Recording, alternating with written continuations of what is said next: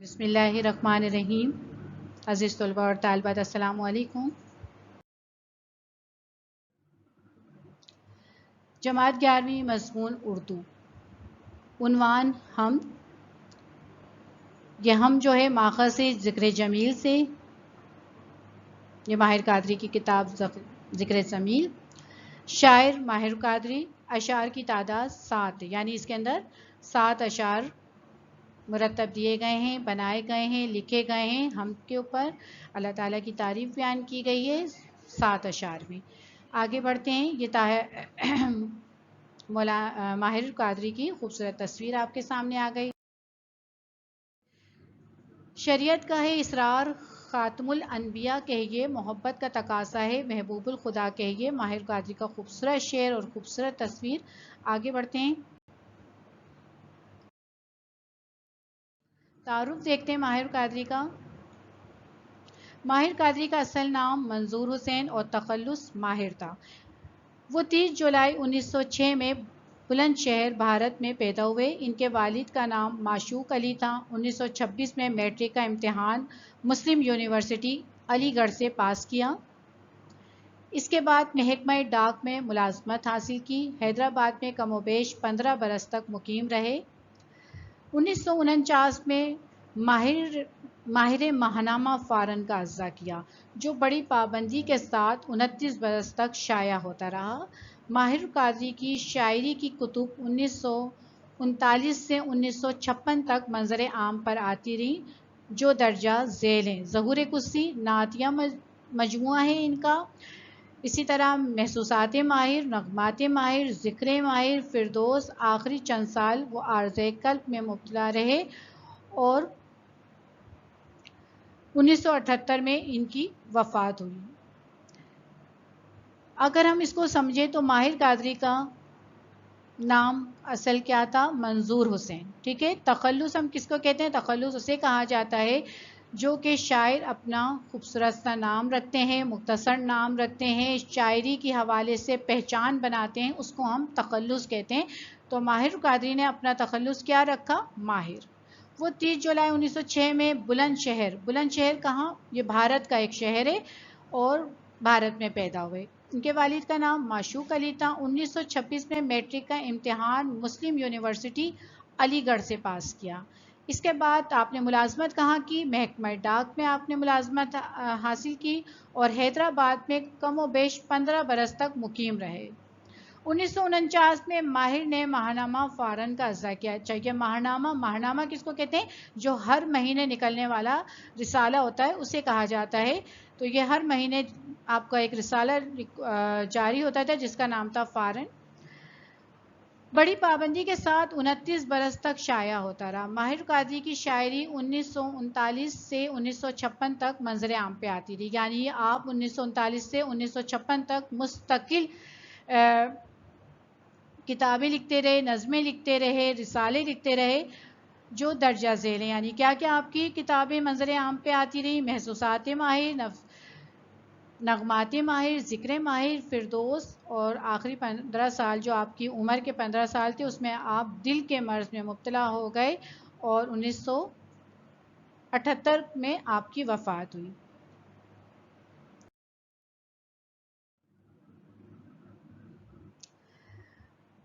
اردو ادب میں حمد و نعت گوئی سے شہرت پانے والے ماہر قادری نہ صرف شاعر تھے، اگر ہم کہیں تو ماہر قادری صرف حمد اور نعت ہی کے شاعر نہیں تھے، بلکہ ادیب، بدلہ سنج، محقق، ناول نگار بھی تھے۔ گویا صرف ایک شخص نہیں بلکہ اپنی ذات میں انجمن تھے۔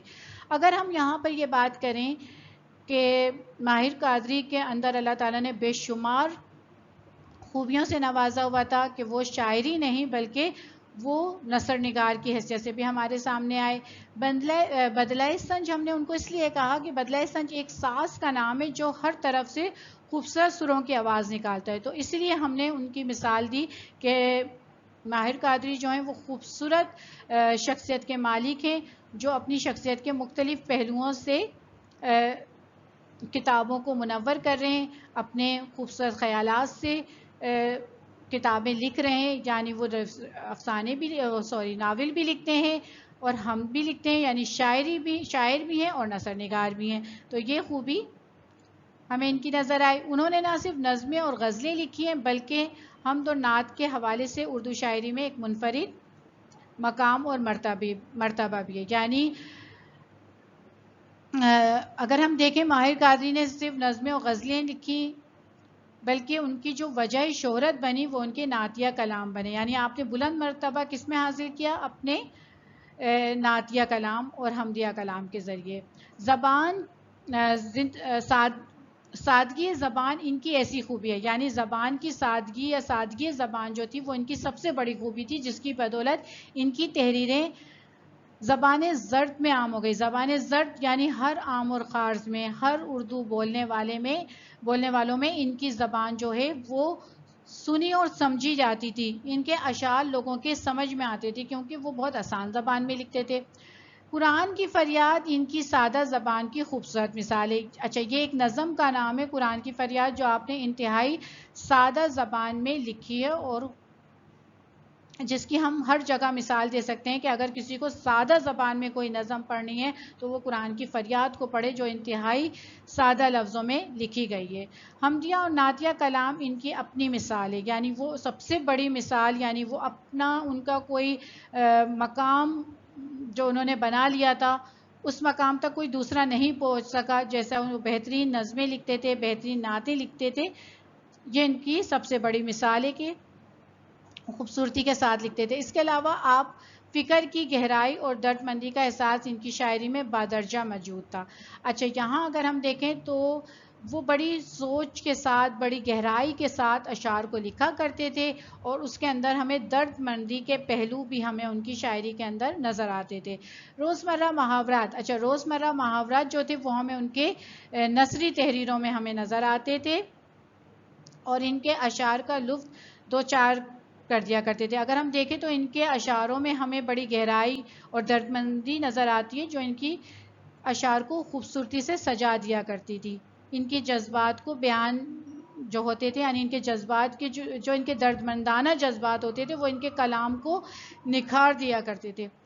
اسلامیت میں اخلاقی پہلوات، یعنی آپ نے اسلامیت کے موضوعات پر بھی کچھ کتابیں لکھی ہیں تو اس میں آپ نے اخلاقیات کو شامل کیا، اسلامی تہذیب و تمدن کے پہلو کو لکھا. اس طرح لکھا کہ ایسا محسوس ہوتا ہے جیسے آپ نے لڑی میں موتیوں کو پرو دیا ہو. یعنی اتنی خوبصورتی کے ساتھ آپ نے اخلاقیات کے موضوع کو اور اسلامی تہذیب کے موضوعات کو لکھا کہ وہ ایسا لگتا ہے کہ باقاعدہ ایک کے بعد ایک چیز بڑی خوبصورتی کے ساتھ نمایاں ہو رہی ہے، جیسے لڑیوں میں موتی جو ہیں ترتیب سے پروئے ہوئے ہوتے ہیں. اسی طرح سے ان کی کتابوں کے اندر یہ تمام موضوعات جو تھے وہ بڑی ترتیب سے پروئے ہوئے ہوتے تھے.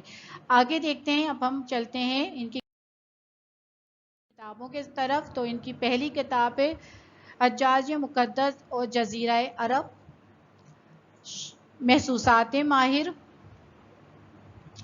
طلسم حیات، کلیات ماہر، نغمات ماہر، ذکر جمیل. یہ ماہر قادری کی مشہور کتابیں ہیں.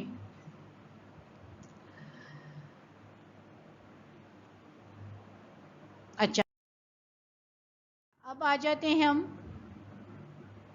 شعر نمبر 1 کی طرف. فکر دانش کی معراج، خدا کا اقرار، یہی وجدان کی آواز ہے فطرت کی پکار. الفاظ معنی دیکھ لیتے ہیں. معراج کس کو کہتے ہیں؟ دانش کس کو کہتے ہیں؟ عقل کو. معراج کس کو کہتے ہیں؟ عروج. معراج عروج. اقرار ماننا، وجدان جاننے کی قوت، فطرت قدرت، پکار آواز کو کہا جاتا ہے. اگر ہم اس کی لفظی تشریح بنائیں تو ہم لفظی تشریح کو بھی دیکھ لیتے ہیں. یعنی لفظوں کے الفاظ معنوں کی مدد سے اگر ہم لفظ تشریح کو پڑھیں تو کیا بنتی ہے؟ فکر و دانش کی، یعنی انسان کی سوچ اور عقل کی معراج، خدا کا اقرار، یعنی انسان کی سوچ اور عقل جب بلندی پہ پہنچ جاتی ہے تو وہ اقرار کرتی ہے خدا تعالیٰ کا، یعنی اللہ تعالیٰ کے علاوہ کوئی اور ذات نہیں ہے. یہی وجدان کی آواز، وج کس کو کہتے ہیں؟ اندر سے آواز آنے کو. تو یہی وجدان کی آواز ہے فطرت کی پکار، تو یہی ان کی جو ہے یہ ہماری کائنات کی پکار بھی ہے یہ، یعنی جو اللہ تعالیٰ نے تخلیق کیا ہے زمین آسمان چاند، یہ بھی ہر چیز اللہ تعالیٰ کی پکار رہی ہوتی ہے کہ ہے ہمیں کوئی بنانے والا، ہے ہمارا بھی کوئی خالق و مالک جو وحدہ لا شریک ہے، یعنی اس کے ساتھ کوئی شریک نہیں ہے۔ اگر ہم مفہوم دیکھ لیتے ہیں، انسانی عقل اور سوچ کی عظمت وجود باری تعالیٰ کا اقرار ہے۔ حقیقت ہے کہ انسان دل و دماغ سے معرفت حاصل کر کے اللہ کے وجود کو تسلیم کرے۔ اگر ہم دیکھیں کہ انسانی عقل اور سوچ کی عظمت، عظمت کہتے ہیں بڑائی کو، بلندی کو، جب وہ عظمت پا لیتا ہے تو وہ اللہ تعالیٰ کا اقرار کرتا ہے، اور یعنی حقیقت بھی یہ ہے کہ انسان دل اور دماغ سے جب اللہ تعالیٰ کو تلاش کرتا ہے، معرفت کہتے ہیں تلاش کرنے کو، تو پھر وہ اللہ تعالیٰ کے وجود کو تسلیم کر لیتا ہے، تو وہ اللہ تعالیٰ کو ڈھونڈ لیتا ہے۔ جب وہ اللہ تعالیٰ کی تلاش کرتا ہے تو کائنات میں بے شمار اللہ تعالیٰ کی پیدا کردہ تخلیقات ہیں جو وجود کائنات کا تصور دیتی ہیں، جو خود بیان کرتی ہیں کہ ہم اللہ تعالیٰ کی بنائی ہوئی مخلوق ہیں اور اللہ تعالیٰ نے ہمیں پیدا کیا ہے۔ تو چلتے ہیں اس کی تشریح کی طرف۔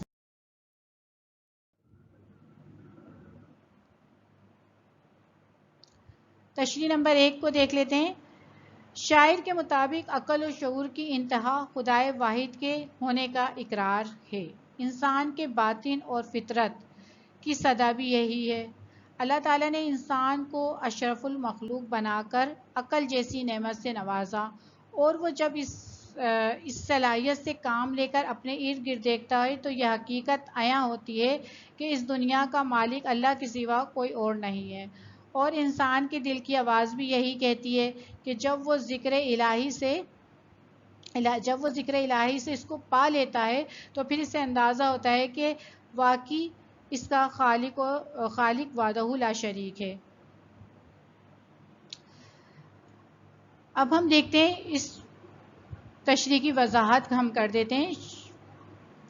یعنی شاعر کون ہے؟ ماہر قادری۔ ماہر قادری کہتے ہیں یا ان کی سوچ کے مطابق عقل اور شعور کی انتہا خدائے واحد کا اقرار ہے، یعنی انسان کی عقل اور شعور جب انتہا پہ پہنچ جاتی ہے، بلندی پہ پہنچ جاتی ہے، کیا غور و فکر کرنے پہ، تو وہ آخر کو اقرار کر بیٹھتا ہے کس کا؟ اللہ تعالیٰ کی ذات کا، اور اقرار کر بیٹھتا ہے اللہ تعالیٰ کے واحد ہونے کا، کہ اللہ تعالیٰ کے ساتھ کوئی اور شریک نہیں ہے، اس کائنات کو چلانے والا ایک ہے۔ اگر اس کائنات کو چلانے والے دو ہوتے خدا، تو یقیناً یہ کائنات جو ہے اس ترتیب سے نہیں چل سکتی جس ترتیب سے ابھی چل رہی ہے۔ تو جب ہم کائنات کی تمام چیزوں میں اتنی ترتیب دیکھتے ہیں تو ہمیں باقاعدہ اس بات کا احساس ہوتا ہے کہ اللہ تعالیٰ واحد ہے جو اس کائنات کو چلا رہا ہے۔ انسان کے باطن کہتے ہیں اندر کو، اور فطرت کی صدا بھی ہے یہ، یعنی انسان کے اندر اور کائنات کی صدا بھی یہی کہتی ہے کہ اللہ تعالیٰ، یہی اقرار کرتی ہے کہ اللہ تعالیٰ ایک ہے۔ یعنی انسان کے اندر سے جب وہ اللہ تعالیٰ کو تلاش کرتا ہے، کائنات میں ڈھونڈتا ہے، تخلیقات اللہ کی پیدا کی ہوئی تخلیق کو دیکھتا ہے، اللہ تعالیٰ کی پیدا کی ہوئی مخلوقات کو دیکھتا ہے، تو پھر اس کے اندر سے ایک ہی آواز نکلتی ہے کہ ہے اس کائنات کو کوئی پیدا کرنے والا۔ اب فطرت کی صدا بھی ہے یہ، یعنی اللہ تعالیٰ جو ہے وہ فطرت، یعنی اللہ تعالیٰ نے جو کائنات میں چیزیں بنائی ہیں وہ بھی یہی صدا لگا رہی ہیں کہ ہمیں پیدا کرنے والا اللہ تعالیٰ کی ذات ہے اور وہ اکیلا ہے۔ اللہ تعالیٰ نے انسان کو اشرف المخلوق بنا کر عقل جیسی نعمت سے نوازا۔ دیکھیں اللہ تعالیٰ نے انسان کو صرف اشرف المخلوق بنایا، یعنی اپنی مخلوق میں شرف، عزت کس کو دیا؟ زیادہ عزت کس کو دی؟ ویسے تو اللہ تعالیٰ کی تمام مخلوق بہترین ہے، لیکن اللہ تعالیٰ نے انسان کو ایک عزت دی، اور عزت کس طرح دی کہ اس کو عقل جیسی نعمت سے نواز دیا۔ وہ جب وہ ایسی صلاحیت سے کام لے کے اپنے ارد گرد کو دیکھتا ہے، یعنی عقل انسان کو دے دی ہے، اور جب انسان اللہ تعالیٰ کی دی ہوئی صلاحیت یعنی عقل سے کام لیتا ہے اور ارد گرد دیکھتا ہے، تو یہ حقیقت ہمارے سامنے آ جاتی ہے کہ اس دنیا کا مالک اللہ کے سوا کوئی نہیں ہے۔ اگر ہم اپنے عقل کو چاروں طرف دوڑائیں اور دیکھیں تو ہمیں یہی نظر آتا ہے کہ اس کائنات کو بنانے والا اللہ کے سوا کوئی نہیں ہے۔ اور انسان کے دل کی آواز بھی یہی کہتی ہے۔ دیکھیں، ایک ہمیں ظاہری منظر سے باقاعدہ ہمیں نظر آ رہا ہے کہ اللہ تعالیٰ جو ہے اس کائنات کو بنانے والا ہے، اللہ تعالیٰ جو ہے وہ اکیلا ہے، لیکن یہی بات جو ہے وہ ہمارے دل کے اندر سے بھی نکلتی ہے کہ ہے اس کائنات کو کوئی بنانے والا جو وحدہ لا شریک ہے۔ جب وہ ذکر الہی سے اس کو پا لیتا ہے تو اس سے اندازہ ہو جاتا ہے کہ واقعی خدا وحدہ لا شریک ہے. لاکھ پردوں میں تو ہے بے پردہ، سو نشانیوں میں بے نشان تو ہے. شعر نمبر 2 کی طرف چلتے ہیں ہم. شعر نمبر 2. اسی خلاق نے جوہر کو توانائی دی، پھول پتوں کو عطا جس نے کیے نقش و نگار. چلے مفہوم دیکھ لیتے ہیں پہلے ہم اس کا. کائنات میں موجود ایک معمولی ذرے کو بھی خالق برحق اللہ تعالیٰ نے قوت اور طاقت دی ہے. جوہر طاقت دی ہے. رنگ برنگ پھول پتے انہی کا ہر انداز اللہ تعالیٰ کی تخلیق قدرت کی گواہی ہے. اگر ہم دیکھیں تو کائنات میں چھوٹی سے چھوٹی چیز کو طاقت کس نے دی ہے؟ اللہ تعالیٰ نے دی ہے.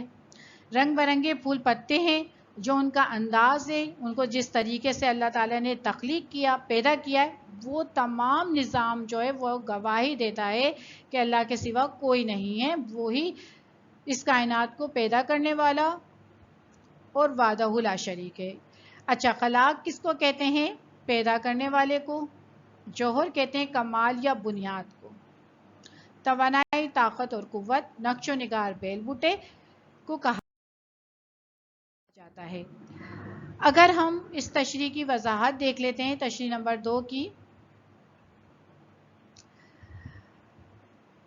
اللہ تعالیٰ کی ذات اتنی بابرکت اور عظیم ہے کہ زمین اور آسمان اور اس کے درمیان موجود چھوٹے سے چھوٹا ذرہ بھی اس کی قدرت اور رحمت کی گواہی دیتا ہے. اللہ تعالیٰ کی حاکمیت ہر طرف ہے. درخت کا ایک پتا اپنے خالق کی کاریگری کی عمدہ مثال ہے. ارشاد باری طرح ہے، کاریگری اللہ کی ہے جس نے ہر چیز کو مضبوط بنا رکھا ہے. اگرچہ اللہ تعالیٰ کی ذات ہماری نگاہوں سے اوجھل ہے، لیکن اس کی قدرت کی ہر تخلیق میں نمایاں ہے. یعنی اللہ تعالیٰ ہماری نظروں میں نظر نہیں آتا، لیکن تخلیق جو بھی ہر تخلیق کو پیدا کیا تو اس میں ہمیں یہ نمایاں دکھتا ہے. دنیا کے اس چمن میں جتنے بھی رنگ ہیں اور پھول پتوں کی جو خوبصورتی، سب اسی کا کمال ہے. اس عظیم ہستی نے ہر شے کو توانائی بخشی اور فہم و فراست عطا کیا. اللہ تعالیٰ ارشاد فرماتا ہے کہ جب میں نے کائنات کو پیدا کرنے کا ارادہ کیا تو وہ پیدا ہو جاتی ہے. یعنی اللہ تعالیٰ جو ہے وہ جس چیز کو بھی جس رنگ اور بو میں پیدا کرنا چاہتا ہے وہ اس رنگ اور بو میں پیدا ہو جاتی ہے، جس کو انسان دیکھ کر حیران رہ جاتا ہے. یعنی یہ اللہ تعالیٰ ہی کی کاریگری ہے کہ وہ جس کائنات کی جس چیز کو بھی جس انداز سے پیدا کرنا چاہتا ہے وہ اس طرح پیدا ہو جاتی ہے. اگر ہم اس تشریح کی تھوڑی سی وضاحت کر دیں کہ اللہ تعالیٰ کی ذات اتنی بابرکت اور عظیم ہے. یعنی اللہ تعالیٰ کی بابرکت ہم کس کو کہتے ہیں؟ برکت، جو چیز پھیل جاتی ہے، بڑھ جاتی ہے. یعنی اللہ تعالیٰ کی ذات اتنی وسیع ہے اور اتنی بڑی ہے کہ اس نے زمین اور آسمان اور اس کے درمیان جو چھوٹے چھوٹے ذرے ہیں ان سب کو قدرت اور قدرت دی ہے اور اپنی رحمت کی گواہی دیتے ہیں. یعنی یہ چھوٹی چھوٹی جو ذرے کائنات میں پیدا کیے ہیں اللہ تعالیٰ نے، ان کو طاقت بھی دی ہے اور وہ اللہ تعالیٰ کی رحمت کی گواہی دیتے ہیں. وہ کہتے ہیں کہ اللہ تعالیٰ ہی ہے جو ہمیں رزق دے رہا ہے، یا اللہ تعالیٰ ہی ہے جو ہمیں قوت اور طاقت عطا کر رہا ہے. اللہ تعالیٰ کی حکمت ہمیں ہر طرف نظر آئے گی. آپ کائنات کی کسی بھی گوشے پہ نظر ڈالیں، کسی بھی اللہ کی مخلوق پہ نظر ڈالیں تو ہمیں اللہ تعالیٰ کی حاکمیت نظر آئے گی. اگر ہم دیکھیں تو ہمیں درخت کا ہر ایک پتا اپنے خالق کی کاریگری کی عمدہ مثالیں دکھتا ہے. اگر ہم چلیں پوری کائنات کی طرف نہیں تو ہم اگر ادھر اسی طرف آ جائیں کہ ایک پتے کی مثال دے دیں، جیسے شاعر نے اس شعر کے اندر جو ہے وہ موضوع پتوں کی خوبصورتی کو بتایا ہے کہ اس نے کس خوبصورتی کے ساتھ اللہ تعالیٰ نے ان پتوں کو پیدا کیا. کاریگر ہم کس کو کہتے ہیں؟ جو کسی چیز کا ڈیزائن یا کسی چیز کو، خام چیز کو کسی شکل میں بنا دے. تو اللہ تعالیٰ نے بھی اس کاریگری دی ہے کہ اس نے پتوں کو اتنی شکلیں دی ہیں، ہر شکل ایک پتے کی دوسرے پتے سے مختلف ہے. ارشاد باری تعالیٰ ہے، کاریگری اللہ کی ہے جس نے ہر چیز کو مضبوط بنایا. اللہ تعالیٰ کی کاریگری یہ ہے کہ وہ ایک نازک چیز کو بھی بناتا ہے لیکن اس کو اتنی طاقت دیتا ہے کہ وہ وہاں پر قائم رہتی ہے. اللہ کی مرضی کے بغیر اسے کوئی بگاڑ نہیں سکتا ہے. اگرچہ اللہ تعالیٰ کی ذات ہماری نظروں سے اوجھل ہے، اگر ہم دیکھیں تو اللہ تعالیٰ ہمیں نظر نہیں آتا، لیکن کائنات کی جب ہم ہر چیز کو دیکھیں تو وہ چیخ چیخ کے پکار رہی ہوتی ہیں کہ ہمارا وجود ہے اور ہمیں پیدا کرنے والا کوئی ہے. یعنی اللہ تعالیٰ کی ذات ہے جس نے ہمیں تخلیق کیا ہے. اب اگر ہم دیکھیں تو پھول ہیں، پھولوں میں رنگ اور بو. الگ ہے, ہر خوشبو الگ ہے, ہر پتے کا رنگ الگ ہے, ہر پتے کا کلر الگ ہے. تو یہاں پر شاعر یہی بتاتے ہیں کہ ہر پتے کی رنگ اور بو الگ ہے, ہر پتا جو ہے اپنی خوشبو کے لحاظ سے الگ ہے, ہر پتے کی شیپ الگ ہے, کوئی گول ہے کوئی لمبائی میں ہے. تو یہ تمام چیزیں جو ہیں وہ اللہ تعالیٰ کی کاریگری ہے. اللہ تعالیٰ کے سوا ان کی رنگ اور خوشبو کو کوئی مرتب نہیں کر سکتا. اگر ہم دیکھیں تو رنگ اور خوشبو کی ابتدا بھی ہمیں جو ملتی ہے وہ اللہ تعالیٰ کی ہی تخلیق کرتا ہے. پھر انسان نے اس کو مختلف رنگوں میں شمار کیا یا ان خوشبوؤں کے اندر مزید خوشبوئیں بنا دی, لیکن خوشبو کی ابتدا اور رنگوں کی ابتدا بھی ہمیں اللہ تعالیٰ کے ہی کے وجود سے ملتی ہے. یعنی کائنات میں جو اللہ تعالیٰ نے چیزوں کو تخلیق کیا تو اللہ تعالیٰ نے رنگ اور خوشبو سے بھر دیا.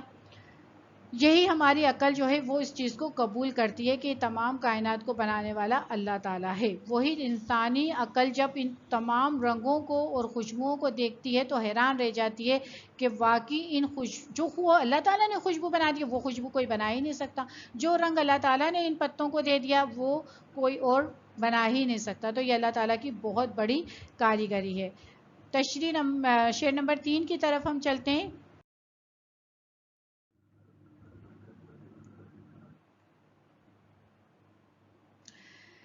اس کی صنعت کے نمونے ہیں نکت ہو کے باہر, اس کی قدرت کے کرشمے ہیں خزاں ہو کے باہر. اچھا جی, الفاظ معنی کو دیکھ لیتے ہیں ہم. اچھا جی, یہاں پر الفاظ معنی دیکھتے ہیں. صنعت کس کو کہتے ہیں؟ کاریگری کو. ہم کہتے ہیں نا اس کی صنعت لگی ہوئی, تو یعنی صنعت سے مراد ہوتے ہیں کاریگر. تو اللہ تعالیٰ کی یہاں پر شاعر جو ہیں وہ اللہ تعالیٰ کی کاریگری کے کہتے ہیں نمونے, کہتے ہیں مثال کو. کہتے ہیں کہ جو کاریگری تمہیں نظر آتی ہے وہ اللہ تعالیٰ کی مثالیں. نکت کہتے ہیں رنگ, بو کو, خوشبو کو, اور رنگ رنگ ہوتا ہے. اس کی قدرت کے کرشمے ہیں خزاؤں کے باہر. اب وہ کہتے ہیں یہ قدرت کے کرشمے ہیں کہ وہ خزاں میں باہر کو بنا رہا ہے, یعنی خزاں بھی کا بھی موسم اس نے مرتب دیا ہے اور بہار بھی. یعنی وہی ہے جو پتوں کا ایک موسم آتا ہے تو وہ تمام پتے اس کے جھڑ جاتے ہیں, ان میں سے خوشبو ختم ہو جاتی ہے. پھر اللہ تعالیٰ ایک اور موسم تخلیق کرتا ہے جو ان کو دوبارہ تر و تازہ کر دیتا ہے, دوبارہ ان کی رنگ اور بو کو پیدا کر دیتا ہے. دنیا کے ہر گوشے میں باری تعالیٰ کی کاریگری ہے اور بے مثال قدرت کے نمونے موجود ہیں.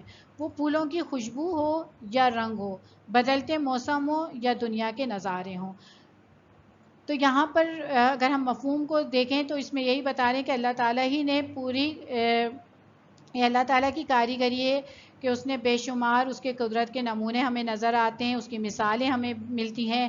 یعنی الگ الگ رنگ ہیں, الگ الگ بو ہیں, تو یہاں تک کہ الگ الگ اللہ تعالیٰ نے موسموں کو بھی ترتیب دیا ہے. تشریح کی طرف آ جاتے ہیں ہم اس کی.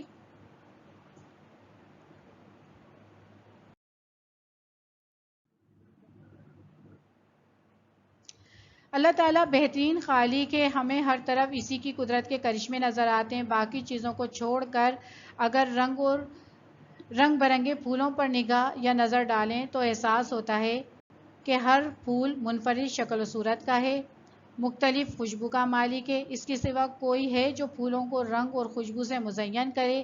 یہ اسی ہی کی حکمت ہے کہ وہ بہار کو خزاں میں بدلتا ہے اور سارے موسم اسی کے ہیں. وہ جسے چاہے انہیں ویسے ہی رنگ عطا کرتا ہے. یعنی موسم اس کے ہیں, وہ موسموں کو بھی رنگ دیتا ہے. وہی ہے جو غم کی اندھیری رات کو خوشیوں کی سحر میں بدلتا ہے. تو یہاں پر ہم تشریح کی وضاحت کریں کہ اللہ تعالیٰ ہی ہمارا پیدا کرنا والا ہے. اس نے ہی اگر ہم دیکھیں تو قدرت کے کرشمے جو ہیں وہ ہمیں ہر طرف نظر آتے ہیں. جب ہم کائنات پہ نظر ڈالتے ہیں یا اپنے ارد گرد بھی نظر ڈالیں گے تو ہمیں اللہ تعالیٰ کی قدرت کے بے شمار کرشمے نظر آئیں گے. باقی چیزوں کو چھوڑ کر اگر ہم صرف رنگ برنگے پھولوں پر نظر ڈالیں تو احساس ہوتا ہے کہ رنگ اور پھول مختلف شکل کے. یعنی اللہ تعالیٰ نے تمام پھول اور پودوں کو پیدا کیا تو اللہ تعالیٰ نے ان کی شکلیں بھی الگ بنائی ہیں, ان کی خوشبو بھی الگ ہے. سوائے اللہ کے سوا کون ہے جو ان پھولوں کو رنگوں اور خوشبو سے مزین کر دے؟ ہے کوئی اللہ کے علاوہ کوئی ایسا جو ان کے رنگوں کو دے سکے, کوئی اصل رنگ بنا سکے؟ ہم انسان جو ہے وہ اپنی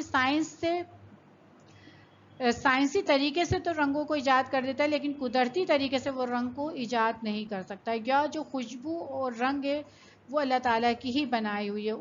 اللہ تعالیٰ نے اپنے پھول اور پتوں کو بھی خوبصورتی سے مزین کیا ہے. تو یہی اللہ تعالیٰ کی بہار ہے کہ وہ بہار کے موسم میں خزاں یعنی خزاں کا موسم آتا ہے، تمام پھول پتے جھڑ جاتے ہیں، اللہ تعالیٰ ان کو دوبارہ تر و تازہ تازگی عطا کر دیتا ہے کہ وہ دوبارہ ہرے بھرے ہو جاتے ہیں. سارے موسم اسی کے ہیں. وہ انہیں ویسے ہی رنگ عطا کرتا ہے، وہی ہے جو غموں کی اندھیری رات کو خوشیوں میں بدل دیتا ہے. اگر ہم دیکھیں تو شاعر کی ہمیں دو باتیں نظر آتی ہیں. ایک تو اس نے موسم بنائے، موسم کو بتایا کہ وہ بہار کے موسم کو کس طرح لاتا ہے خزاں کے اوپر، کہ خزاں کے پتے جھڑتے ہیں تو بہار کا موسم آتا ہے تو رنگ برنگے پھول بن جاتے ہیں، اگ جاتے ہیں، خوشبو تازہ ہو جاتی ہے. تو اگر ہم یہی دیکھیں تو ہماری زندگی میں بھی یہی ہے کہ اگر ہماری زندگی کے اندر غم ہے تو اللہ تعالیٰ ایک وقت ضرور انسان کے اوپر ایسا لاتا ہے کہ اس کی زندگی جو ہے وہ خوشیوں سے بدل جاتی ہے. یعنی ہر غم کے بعد خوشی ہے، اور یہ اللہ تعالیٰ کے اختیار میں وہ انسان کو کتنے ٹائم تک غم میں رکھے اور کتنی خوشیاں عطا کرے. یا اگر کسی کو بلند مرتبہ یا اقتدار مل جاتا ہے تو پھر وہ ایک وقت ایسا بھی آتا ہے کہ وہ